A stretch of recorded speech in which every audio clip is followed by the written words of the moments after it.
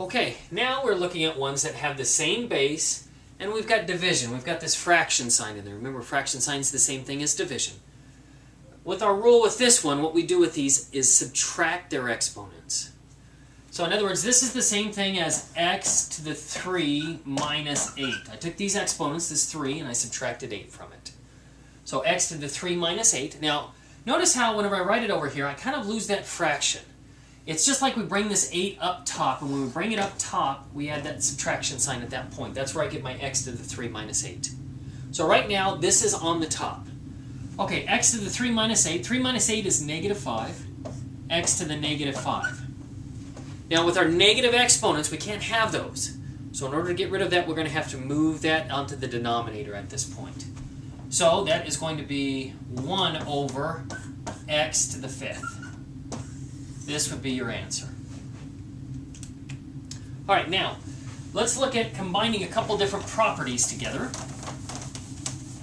Remember, they have to have the same base on it. If they don't have the same base, then it will not work.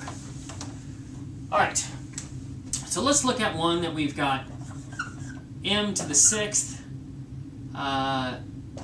n to the negative 2, all over m to the 4th.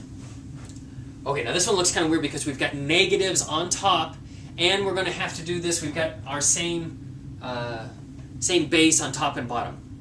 Just take it one step at a time. When we do this one here, this is the same thing.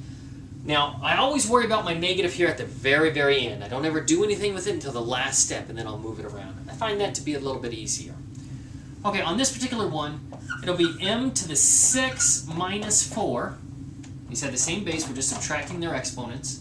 Then I go ahead and write my n to the negative 2. And I think that'll work just fine for the moment. Okay, we've got to determine 6 minus 4 would give us 2, a positive 2. So this is m squared n to the negative 2. So we're almost there. We just have to get rid of this negative at this point. And in order to get rid of that negative, I'm going to move it down to the denominator.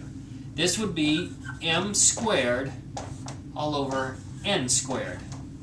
This right here would be your answer.